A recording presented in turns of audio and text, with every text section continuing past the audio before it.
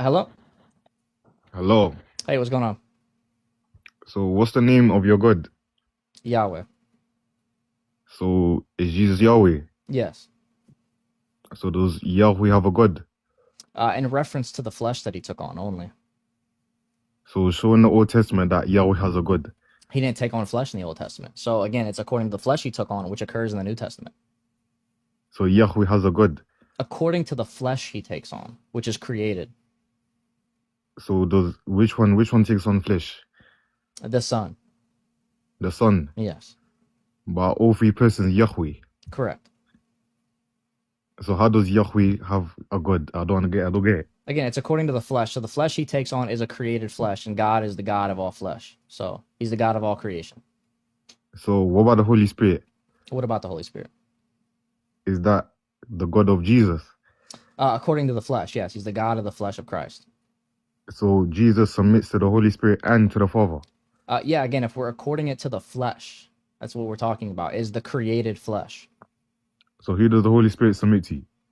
What do you mean by submit to? In what way? He has the same will as the Father. He doesn't submit to anybody in the way Christ's flesh does. So, is the Holy Spirit the God of Jesus? According to the flesh, yes. So, the other two persons are the God of Jesus. Yeah. So, do you understand what I'm saying by according to the flesh? Because it sounds like you're repeating the same question over and What over do you again. mean by according to the flesh? So you don't know what I'm saying. Yeah, what do you mean by that? Okay. Do you understand that Christ's flesh is created? Yes.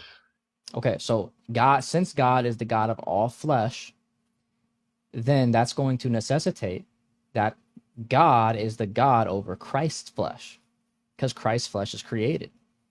Okay, so when Christ got glorified, are they still the Holy Spirit and the Father still is God?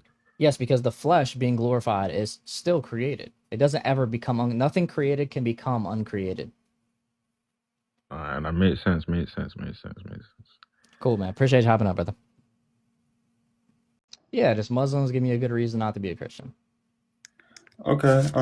Do you think the Trinity is logical? Yeah, I do. Okay. If I prove the Trinity is illogical, is that a reason you shouldn't be Christian or no? Yeah, that would be a reason that one shouldn't be Christian. If you could prove that. Okay. The Trinity. Well, first, it doesn't even make sense to me. Like you could say that there's three beings and there's one essence. Okay, whatever, but We it don't doesn't believe make three sense to me. beings. We believe three persons. Well, what's the difference there? Being is going to be like a substance or existence of a thing. Person is going to be an underlying reality or subsistence of the nature. Underlying reality of existence of a nature? What do you mean? Like, I don't understand. I don't understand. Sorry. Yeah, it just means that it's like it underlies a substance, right? If you say that something is like a being, then it has a whole nother substance, a whole nother ontology. So Okay. Well, is there any like examples with this in like creation?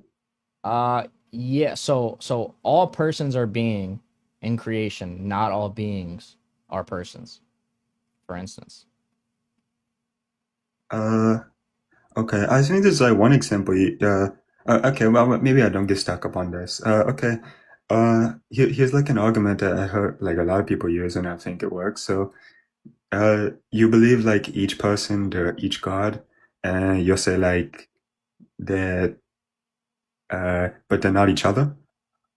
Correct. We believe that they are the three persons of the same God. They're not each other though.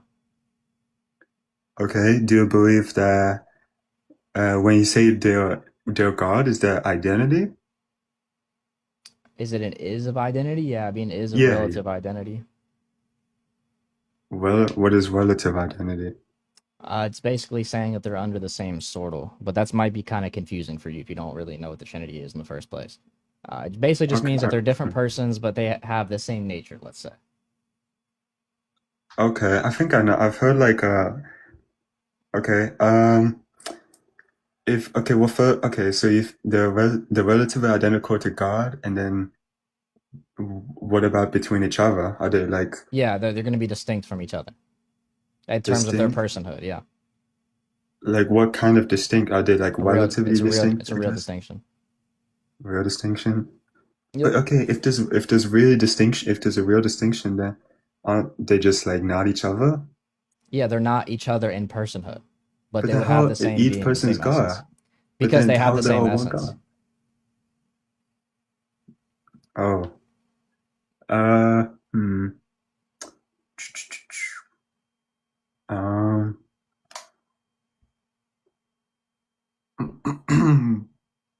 Oh, okay, he left. GG's. The Muslim brings up, and I'm not even gonna say the verse, so you can't say it's cheating. I'll join the Patreon. All right, we'll see, man. We'll see if they bring that verse up. Are Beyonce you is a crazy. prophet? Muslim, give me a good reason not to be a Christian. Yep. Okay, I'm a Muslim, and a good reason not to be a Christian is that in Islam we call you to worship God alone, the Creator, and in Christianity they added one more as Jesus became God, or God became a human being. So what's the difference between worshiping a human being and worshiping a God? Islam worships only God. Okay, so why does the Old Testament, which the Quran is supposed to be in continuity with, claim that God was going to take on flesh? Say that one more time.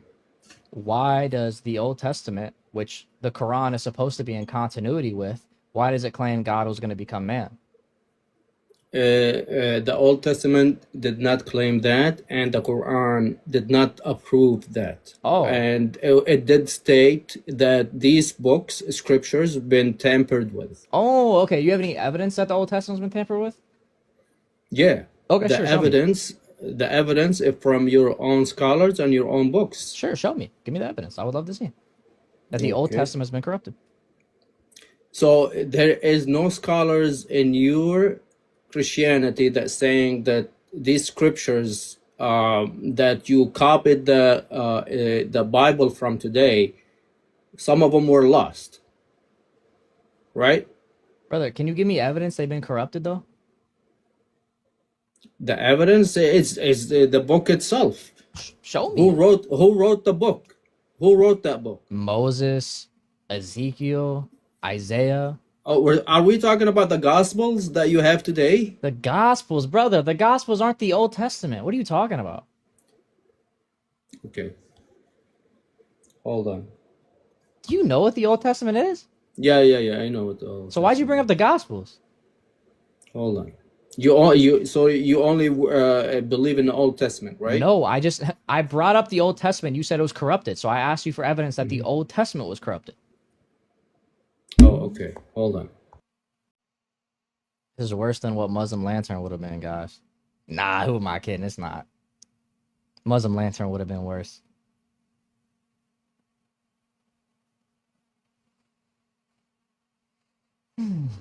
Why I'm bringing this up? Could you bring me the verse that says God will become a flesh, please, from the Old Testament? Yeah, I'll bring that up.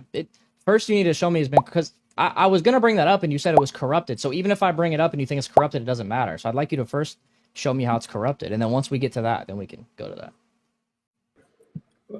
By the way, while I'm bringing this up, why is there an Old Testament if there's a Old Testament? Why is there an Old Testament if there's an Old Testament, brother? What? Yeah. Why we have a New Testament? Why do you I'll have explain. a New I just Testament? want you. I don't want to get off track though. I want you to get your evidence. All right. We'll get there. I promise. I'll answer all them questions. I just want to actually see your evidence first. I don't want to get off track. All right, brother. Well, let me know you find it. Come back. Let me know you find it. Come back, man. We're gonna go ahead and move on to the next guest. All right. So, say we were to assume that the religious claims of Islam, in terms of metaphysics and the religious and spiritual reality, all of that was false. What would your best summation be of what the reality of Islam is? How did that come to be?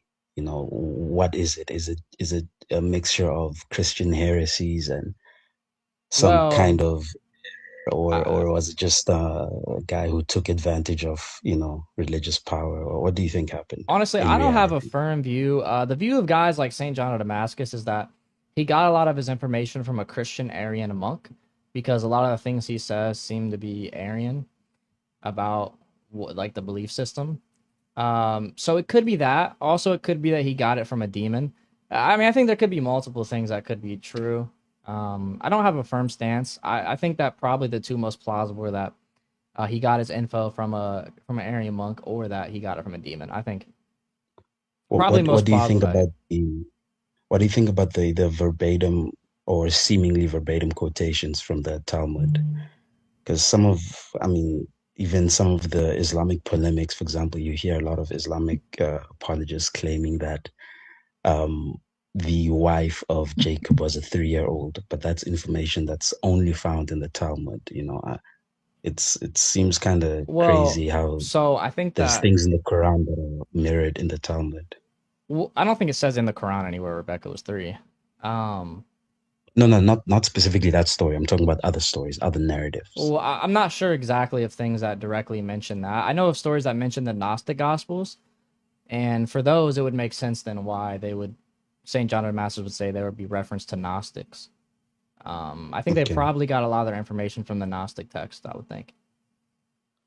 Okay, could I ask one more question? I know you've got other people in line. Yeah, sure. I hopped onto a atheist or a secularist live one time for the first time ever, and I was trying to test myself out just to see how those things go in terms of those blood sport debates, and I got a bit stumped. He mentioned the issue of solipsism. Hmm. Are you familiar? Yeah, like solipsism and hard solipsism. It's like issues with the mind and stuff like that. Yeah, and I was not able to articulate it. I do understand the transcendental argument, but the issue with that is that I understand that orthodoxy does not take the stance of natural theology. So what I want to understand is the tag argument dependent on revelation, or is there some kind of synergy between man's natural rationality and revelation, such that you can make a genuine tag argument that isn't strictly dependent on revelation? Like, for example, could a rational man make the tag argument without revelation? Yeah, I don't think you need revelation at all to make the tag argument. I think you can definitely use it in a way in which revelation isn't needed at all. Because all it's basically is grounding some sort of set of things within the mind of God that need to be grounded eternally to truly exist in some mind. But then I do think it would go a step further. For example, going into the character of God, I do believe you could rationally argue the multiplicity of God in terms of personhood. But then the reason why I'm asking that is, does that not conflict with the fact that orthodoxy does not take the stance of natural theology, or does it have Where are you a getting it from that kind we of can't take stance? natural theology at all, though? Like, use it at all. That's what I'm trying to understand. That's the thing. That's what I'm looking for clarity for. My understanding is that the Roman Catholic stance, or the Barlaamite stance of coming to complete knowledge outside of revelation, the Thomistic kind of thing. Sure, yeah, My understanding complete is that Orthodoxy knowledge. doesn't take that Yeah, we stance. don't think you can come to complete knowledge of God via natural theology, right? But the tag isn't giving you the all the knowledge of God. It's just giving you that God exists. It has a mind and giving you some subset of properties, but we don't know much about this God from tag alone. We need revelation for that. But then I believe that there has been some arguments to, I don't know specifically which apologist, but a tag that is specifically tailored to the triune God, not a generic Yeah, monotheistic there can tag. be that. That's tailored to the triune God, but it still doesn't tell you like the fact that he came down and put on flesh and Yeah. stuff like that. So like there's still a lot to be left out that is needed to be talked about even after that. So how would you take all that, whether it's a bit of natural theology, revelation, tag, and whatnot, You're to muffled again escape now. the You're muffled issue? again now. I've been fibbing as God, the right interpretation. He truly knows better than Allah. For me, there is only one choice, and that is abrogate Allah.